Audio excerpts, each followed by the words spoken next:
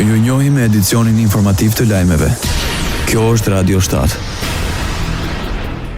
Refuzimi i kërkesës sekretarit të grupit parlamentar të Partisë Demokratike Gazmend Bardhi për mocion me debat me kryeministrin Edi Rama është bërë shkak për përplasje në sallën e Kuvendit të Shqipërisë. Kryeparlamentari Niko Peleshi sqaroi se shkak për refuzimin e kërkesës është bërë pretendimi se çështjet e ngritura nga opozita kanë natyrë legjislative dhe nuk kërkojnë sqarime mbi veprimtarinë e Këshillit të Ministrave.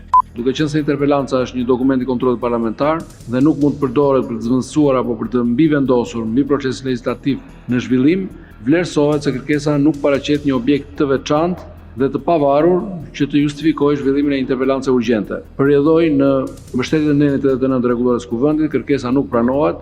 Ishte kryetari i Kuvendit të Shqipërisë Niko Peleshi. Kryetari i grupit parlamentar të Partisë Demokratike Gazmend Bardhi argumentoi kërkesën e tij për interpelancë me kryeministrin. Si thatë zoti kryetari, kam kthyer përgjigje negative, po ku ka ndodhur një herë të kthesh përgjigje pozitive? Ka një vit parlamenti dhe s'ke pranuar kurrë, se në fakt s'ka pranuar Edi Rama, asnjë kërkesë për interpelancë të deputetëve të opozitës. Ndër të tjera, ai akuzoi kryetarin e parlamentit se po mbron kryeministrin me vendimet e marra. Dhe ju, zoti kryetar, sot nuk dështuat vetëm në përmbushjen e rolit tuaj.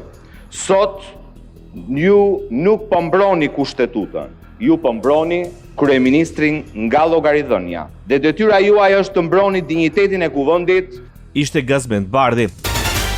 Vjojnë protestat dhe në orët e paradites para Kuvendit të Shqipërisë. Një grup protestuesi shumblodhen përpara sallës së seancës plenare dhe bën thirrje për anullimin e ligjit për zonat e mbrojtura. Tubimi ishte paralajmëruar një ditë më parë pas protestës së përnatshme te kryeministria, ndërsa protestuesit në Korë therasin Rama në burg, Berisha në burg.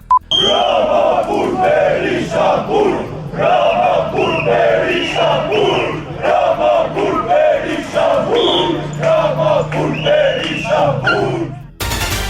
Kryeministri Edi Rama është besim plot se protestuesit do të fitojnë bashkë me Shqipërinë dhe nga e gjithë kjo vorbull shumica e qeverisë do të dalë me vullnetin e ri për të rirë, për të qenë shumë më afër me popullin. Sipas Ramës, qytetarët kanë të drejtë të protestojnë pavarësisht se kush i drejton, manipulon, përdor dhe abuzon me hallet e tyre. Kryeministri i Shqipërisë kërkon që ai që buron nga hallet shqetësi me probleme reale të jetës së çdo protestuesi apo simpatizanti të protestës duhet kthyer dhe do të kthehet në energji për Shqipërinë 2030 në Bashkimin Evropian. Presidenti i Republikës së Shqipërisë Bajram Bekaj dekretonte ligjin për dhënien e amnistisë. Ky ligj mori dritën jeshile me 84 vota pro më 18 qershor, nga ku do të përfitojnë 1335 të dënuar. Sipas ligjit të miratuar me votat e Partisë Socialiste dhe ato të Partisë Social-Demokrate, 466 persona do të lirohen menjëherë nga burgu, nga të cilët 11 grave një të mitur, ndërkohë 869 të tjerë do të përfitojnë ulje dënimi, mes tyre 8 grave një i mitur. Amnestia penale hyn në fuqi 15 ditë pas botimit në fletorën zyrtare. Ndoqët lajmet shkurt në Radio 7, zëri pozitiv i qytetit.